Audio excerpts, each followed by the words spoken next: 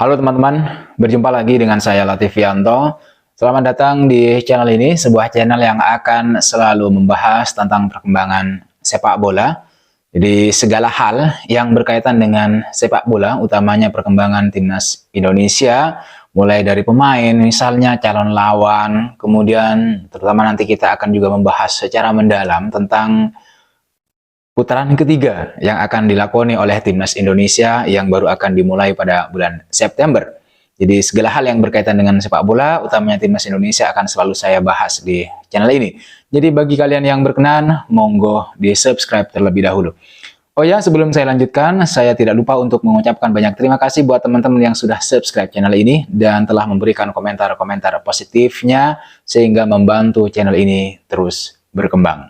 Teman-teman sekalian, sejak ditangani oleh pelatih Shin Tae-yong atau STY, timnas Indonesia memiliki hobi baru, kegemaran baru, yaitu memulangkan Vietnam dari turnamen. Bahkan tidak hanya memulangkan dengan sederhana, tapi juga memulangkan tim yang berjuluk dengan The Golden Star tersebut, Vietnam, itu secara ugal-ugalan.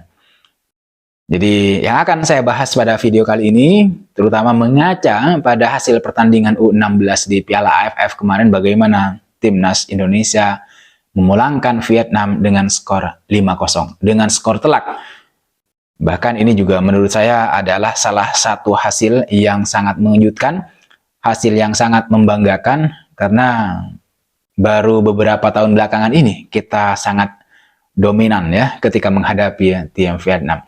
Nah, dari kejadian ini, dari fenomena ini, dari kemenangan-kemenangan yang selalu diperoleh oleh timnas Indonesia dalam beberapa pertandingan terakhir, akan saya bahas di video ini dengan judul yang sudah saya sebutkan di thumbnail dan di judul video ini. Jadi timnas Indonesia pada akhirnya punya hobi baru, yaitu memulangkan Vietnam.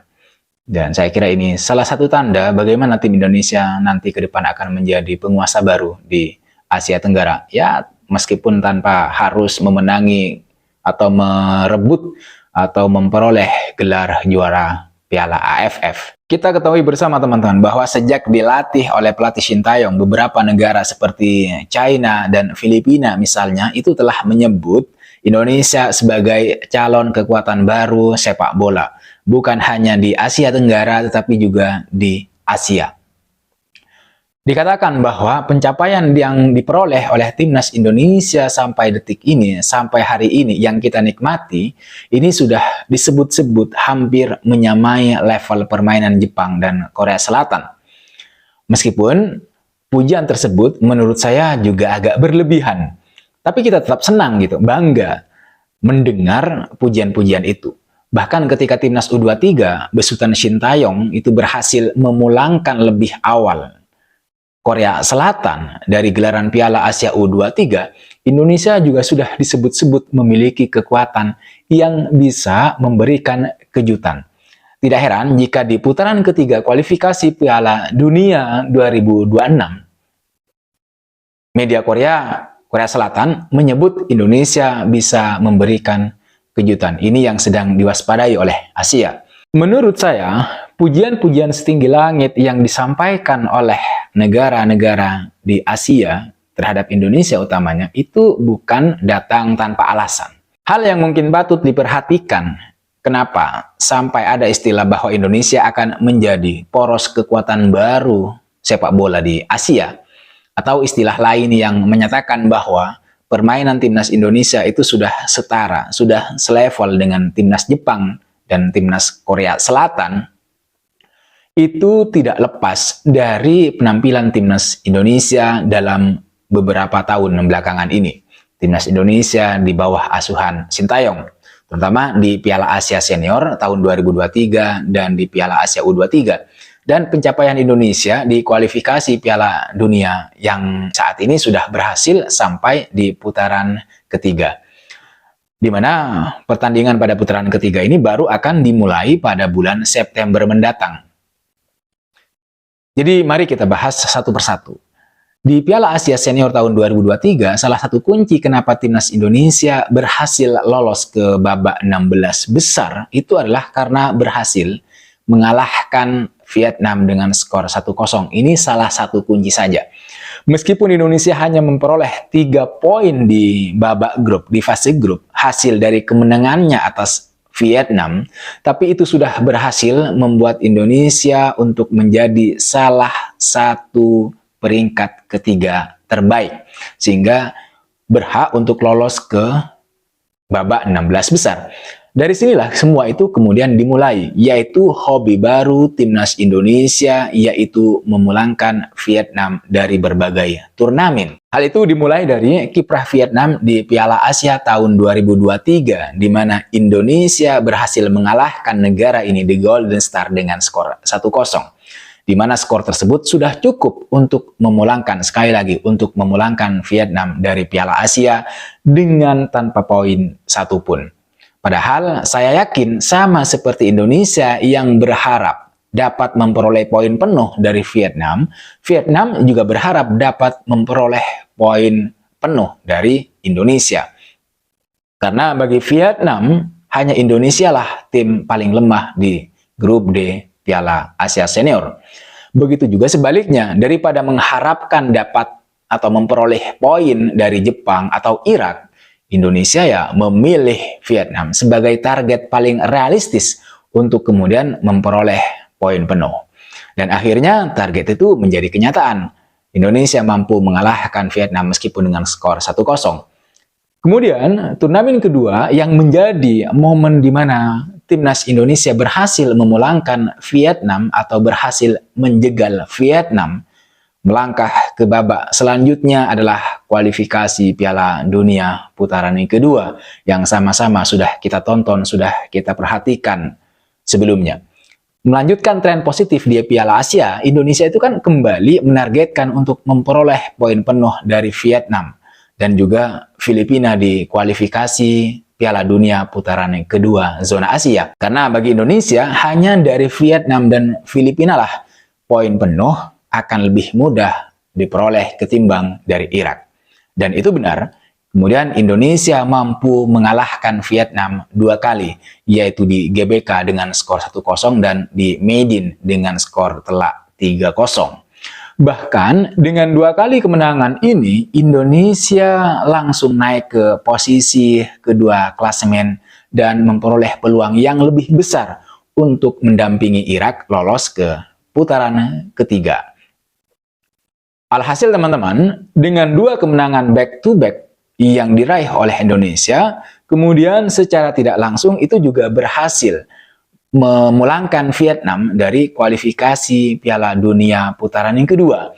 Karena di pertandingan terakhir, Indonesia kan harus mampu mengalahkan Filipina. Dan itu terbukti mampu mengalahkan Filipina dengan skor 2-0, sementara Vietnam harus kalah. Jadi kalah dari Irak dengan skor 3-0. Sekali lagi, faktor kunci kegagalan Vietnam di kualifikasi Piala Dunia putaran yang kedua adalah ketidakberhasilannya mencuri poin dari timnas Indonesia. Karena Vietnam sudah melakukannya dari Filipina, tapi dari Indonesia tidak.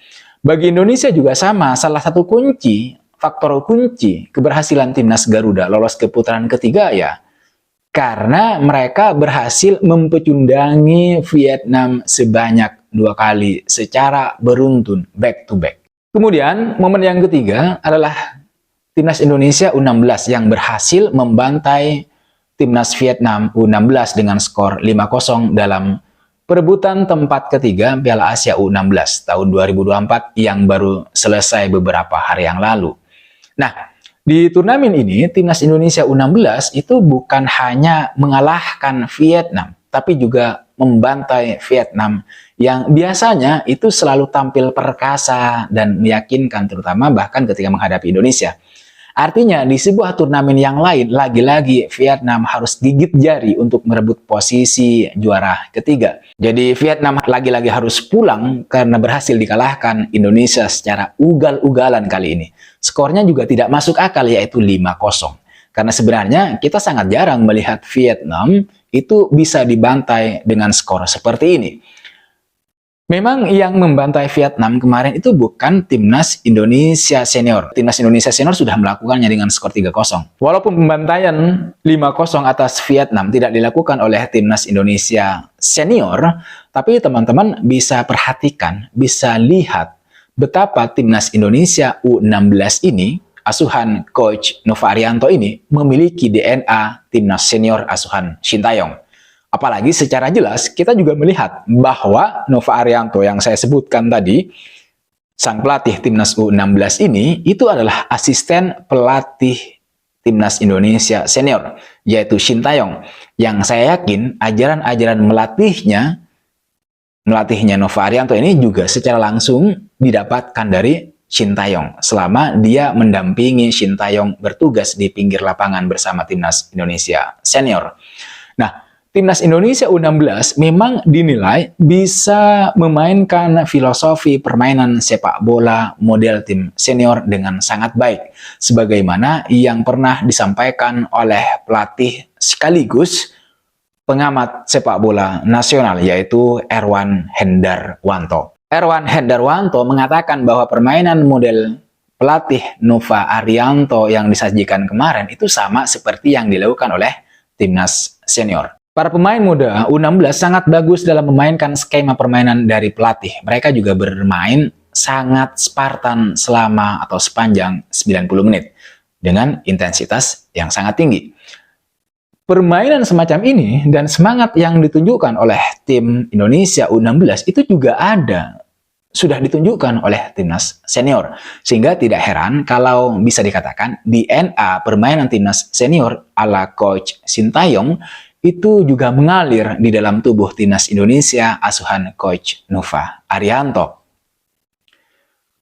Tidak bisa kita pungkiri memang jika performa seperti ini terus ditingkatkan, artinya di timnas U16, bukan tidak mungkin untuk mengatakan bahwa masa depan timnas Indonesia itu akan sedikit terjamin, sedikit cerah.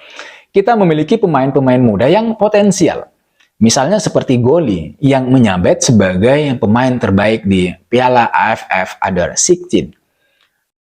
Saya lihat juga gol-golnya di Piala AFF Under-16 ini kemarin yang sudah kita lihat bersama, juga gol-gol yang berkualitas. Akan sangat baik jika kemampuan ini, kualitas ini terus dinaikkan ke level permainan dan ketangguhan mentalnya di atas lapangan juga dibikin lebih baik gitu.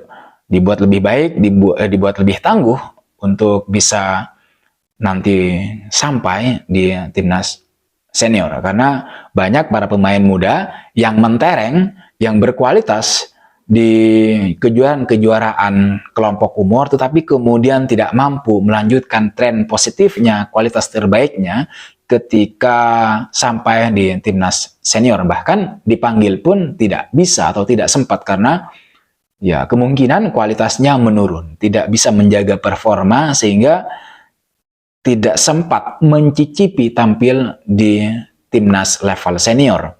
Itu yang seringkali terjadi pada para pemain muda kita, di mana misalnya penampilannya di timnas kelompok usia U16, U17, U19, U23 itu sangat mentereng, sangat berkualitas, tapi kemudian karena tidak mampu menjaga ritme kualitas permainannya atau bahkan mungkin menaikkan level permainannya, akhirnya mereka tidak dipanggil ke timnas senior.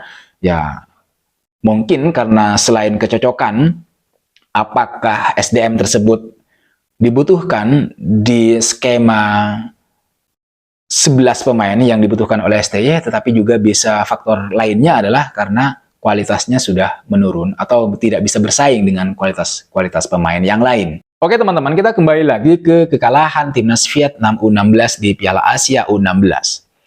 Kekalahan tersebut itu telah membuat banyak media Vietnam itu geram dan tidak menyangka bahwa Vietnam akan mampu dikalahkan begitu sadis oleh timnas Indonesia. Mereka mengakui bahwa kekalahan 5-0 dari timnas Indonesia U16 adalah kekalahan yang mengejutkan. Salah satu media Vietnam, VN Express misalnya, menyoroti secara khusus kekalahan Vietnam di Piala AFF U16. Kekalahan tersebut membuat VN Express mengungkit hasil timnas Vietnam yang selalu terkapar, yang selalu terjungkal ketika berhadapan dengan timnas Indonesia di level senior. Hal ini tidak bisa dipungkiri, sebagaimana yang sudah saya bahas sebelumnya tadi di awal, bahwa Vietnam memang selalu kalah dari timnas Indonesia dalam 3 partai terakhir. Mulai skor 0-1 di Piala Asia U23, kemudian 0-1 di kualifikasi Piala Dunia Zona Asia, dan skor 0-3 di turnamen yang sama. Memang sejauh ini Indonesia belum menjuarai Piala AFF Senior. Tapi apa yang sudah ditunjukkan oleh timnas Indonesia saat ini adalah progres nyata dari peningkatan level timnas Indonesia, terutama di tangan pelatih Shin Tae-yong, karena sebelumnya kita jarang sekali, bahkan hampir tidak pernah bisa mengalahkan Vietnam. Jadi itu kemajuan yang sangat luar biasa. Tetapi teman-teman, apa yang sudah ditunjukkan oleh timnas Indonesia sampai sejauh ini, itu perlu dibuktikan lagi, dilanjutkan pembuktiannya nanti ketika melakoni pertandingan di putaran ketiga kualifikasi Piala Dunia, yang pertandingannya baru akan dimulai pada bulan September mendatang. Timnas Indonesia harus berani untuk melakukan gebrakan, minimal dengan tidak menjadi lumbung gol seperti yang dialami oleh Thailand di tahun 2018 dan kemudian Vietnam di tahun 2022. Dengan begitu teman-teman, saya yakin Indonesia akan memiliki peluang yang bagus, peluang yang besar untuk lolos ke Piala Dunia. Meskipun nanti misalnya timnas Indonesia harus melalui putaran yang keempat terlebih dahulu, atau bahkan harus melalui babak playoff. Oke teman-teman, saya kira itu yang bisa saya bahas di video kali ini. Sekali lagi saya ucapkan terima kasih buat teman-teman yang sudah menonton video ini sampai selesai. Saya ucapkan terima kasih juga buat teman-teman yang sudah subscribe channel ini dan memberikan komentar positif di video-video sebelumnya. Jangan lupa like dan subscribe. Terima kasih. See you on the next video.